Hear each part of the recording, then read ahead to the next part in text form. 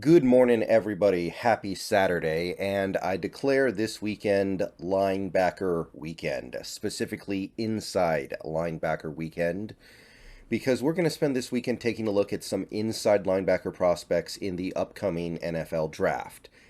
And boy, do we need some new linebackers around here. If you look at the depth chart for the Seahawks at this moment, it's not good.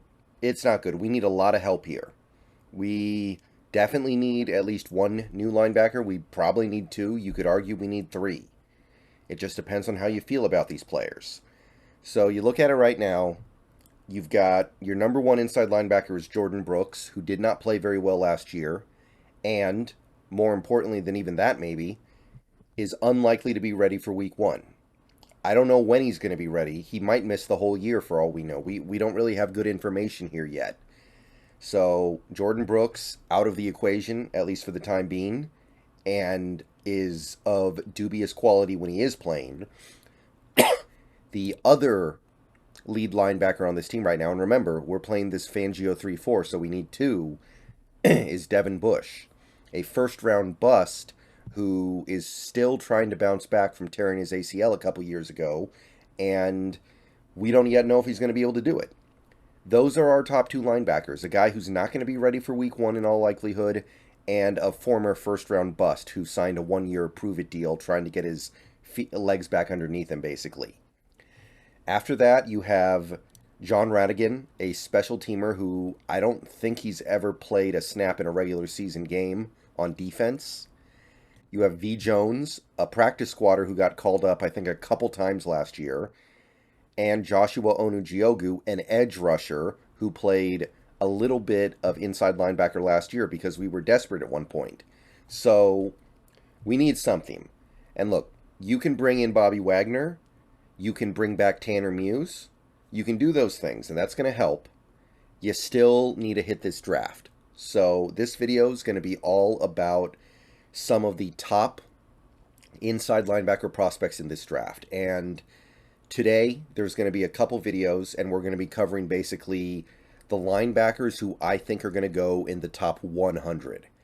Why the top 100? Because after trying to get a lay of the land here when looking at these linebacker prospects, I'm starting to get the sense that no linebacker is going to go in the first round.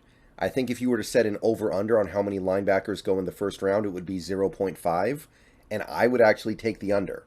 So I don't think there are going to be first-round linebackers, but there are going to be day two linebackers for sure. So this video, we're going to talk about the two guys who I think have a chance, a good chance to go in the first round, but are more likely going to be second-rounders. And then there's going to be a video later today where I talk about the guys who I think are almost definitely going to go in the second day. All right, so let's go ahead and jump in here. Let's keep in mind that if there's any position on this team where we've just kind of forced ourselves into an awkward situation, it's this one. We need linebackers. This is not a great linebacker class. You'll see what I'm getting at the end of the day, but in my estimation, there are only 5 linebackers who are going to go in the first 100 picks. So this is not a good draft class to be forced into, to be pigeonholed into taking a linebacker, but that's kind of where we are right now. There are just some positions where we need help, and if we're really going to try to win a lot of games this year, we need to address it. All right, let's start with my favorite linebacker in this draft, Trenton Simpson. Clemson Tiger, 22 years old, or he'll be 22 when the season starts. Measurement, 6'2", reasonably tall, 235 pounds, and that's a big deal, by the way. I'll talk about that a little more later, but he came into the combine at 235, which to me is big, because I believe his playing weight was like 225. Arms. Arms are nice and lengthy, 32.3 inches, which is, again, for what he's going to do in the NFL, pretty good. Hands, pretty big, 10 and a quarter. He only did a couple things at the combine, but what he did really well. Ran a 4.4340, which, look, if he came in at 225 pounds, I would say this is expected. But the fact that he came in at 235 and still ran a 4.4340, really good. ran a 1.55 10-yard split also, which shows how explosive he is as an athlete. 25 bench press reps, which for a speedier, smaller linebacker is good.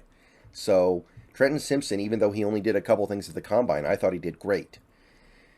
Now, I've been going through a lot of this draft process assuming that Trenton Simpson would be a first-round pick. That's not where the energy is right now.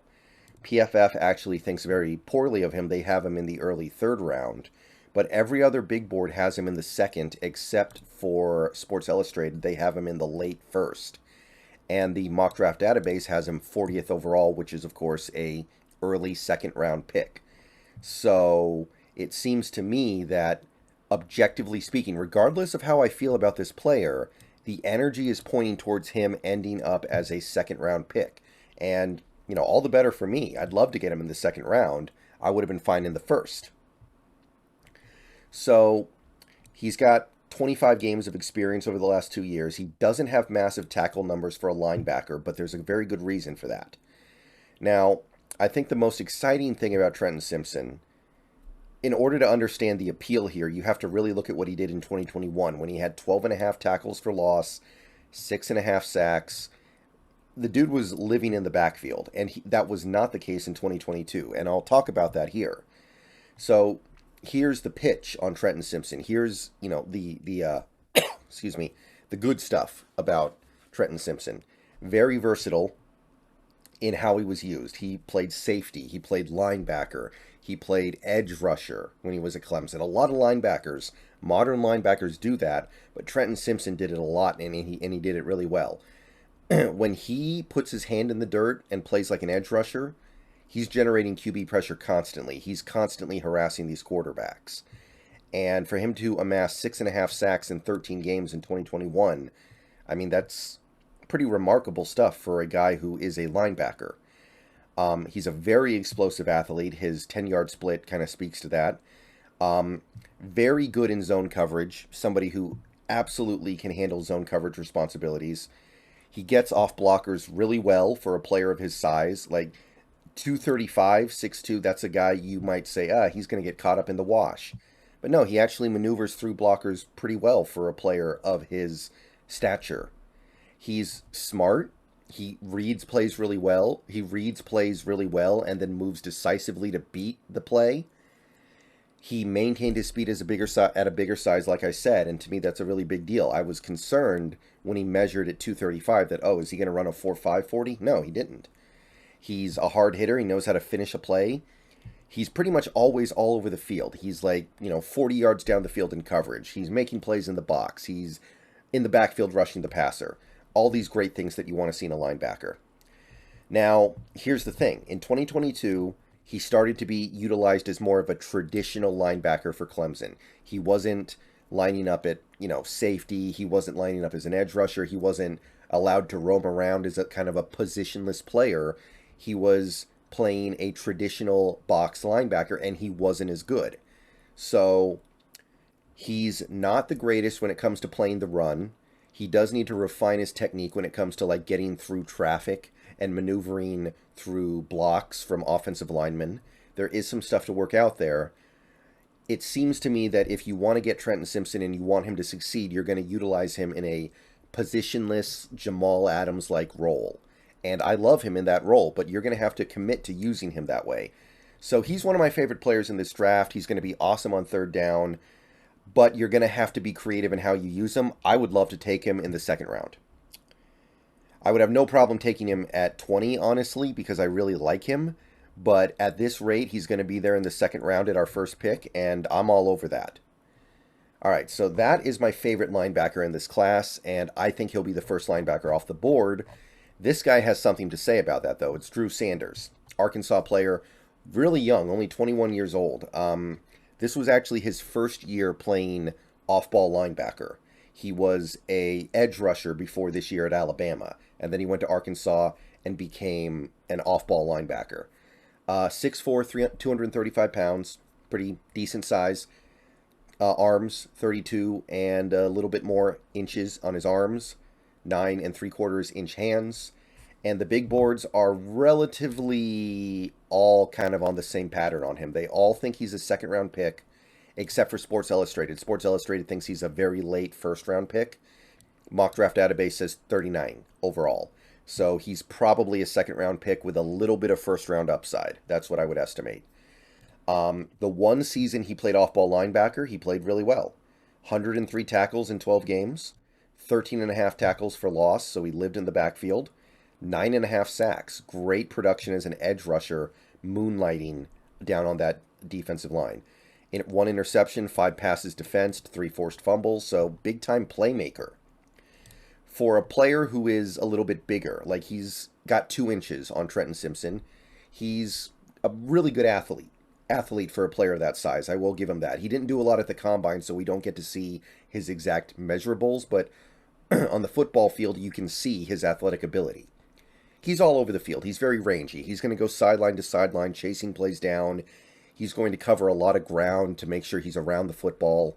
He's got great acceleration. He's explosive when he's pursuing the ball. And like Trenton Simpson and like some of the other guys we're going to talk about today, he's really good when he lines up as an edge rusher. Good tackler, strong, reliable tackler. He's smart at moving through traffic and managing himself through blocking schemes on outside zone runs, which is very important in this division. And he's pretty good in zone coverage, and that's something that's a big deal here because right now we have a key inside linebacker, Jordan Brooks, who is not good at those tasks. A big part of our responsibilities going forward is going to be finding a guy who's better at that stuff. I do think that he will have some issues on those inside runs. He's going to have to take on blockers at some points. That's not his strong suit. He is going to be very raw because he hasn't played a lot of inside linebacker. Needs to work on playing through traffic better. So, Drew Sanders, very intriguing, very interesting. I watched some of his tape against, the Alabama tape is the really interesting tape. There's some very fun stuff there. Seems like it's going to take some time for him to fully access it. But the upside of that is he can get a lot better because he's only played this position for 1 year, really. I think he will come out a great player. And look, if he's there in the early second round, I would not be against it. He's very viable at that point. So, to me, Drew Sanders, I just don't see the super fun flexibility and explosiveness that I do with Trenton Simpson. But I do see something that's really intriguing there. And initially, I wasn't super high on him, but over time, I've come to see it. I still say my issue is we need somebody who can play now. Is Drew Sanders somebody who can play now? Given the fact that he only had 1 college year playing off-ball linebacker, I don't know if I see that. But I can't deny the value in the early second. And look, if he's learning behind, say, Bobby Wagner, that probably changes his career arc a little bit, right? So we'd probably want to be part of that. All right, another video coming later today. See you guys later. Go Hawks.